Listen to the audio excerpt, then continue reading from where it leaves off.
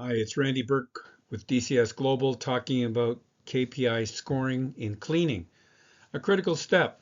If you don't actually score KPIs that are included in a contract, no teeth. There's no consequences for poor performance, but there's also no upside. And you really want both, I believe, in a service company. So it's really important to actually have an equitable scoring program. So do in fact, if you haven't yet, watch the previous video on categories and such. But yeah, so in terms of scoring, there's some critical pieces there that you need to think about.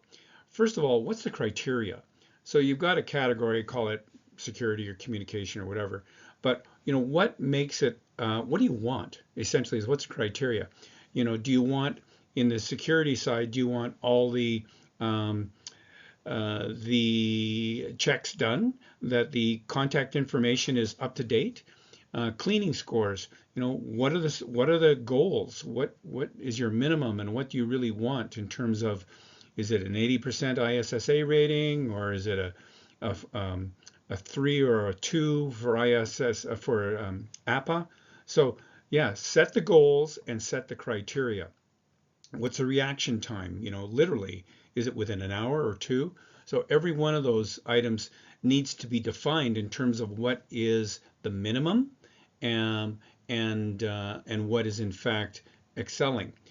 So the second piece that you really need to look at is a numerical value that you're assigning to each one of those KPIs, because typically you would want them out of a hundred or 1,000, something like that. So you can assign a numerical value to each individual item based on its importance. And so say for instance, one item might have 5 points out of 100, one might have 10, like the cleaning itself, things like that. So you set up your numerical scoring system.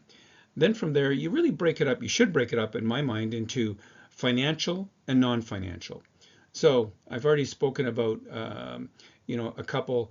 I would what we typically do is financial are really rock solid stuff. Like, what's the cleaning score? What is in fact their complaint ratio? What is the response time? Some of the real drivers. Are they extra billing you? Maybe even innovation. But it's up to you. I mean, so what I mean by financial or non-financial is, you can score the financial ones higher, and then you could, if you wish, set up a risk and reward model based on that group of KPI scores. So, for instance, it's not unusual for 2 to 5% of the monthly billing to be either given as a reward for high scores, high score period on the financial items, as an aggregate, or a penalty. So yeah, that's typical between 2 and 5%. Typically, the reward goes to the actual service staff. That's where you're going to get your biggest bang for the buck. And the penalty typically comes off straight to the company, because often it's not the staff's fault.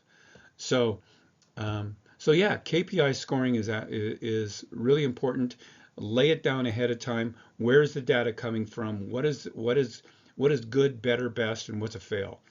Share that with your service provider. Set them up in a positive basis.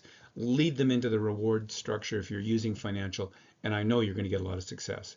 And review them.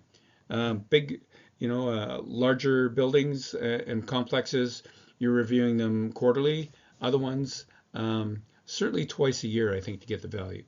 Thanks, and talk to you again soon.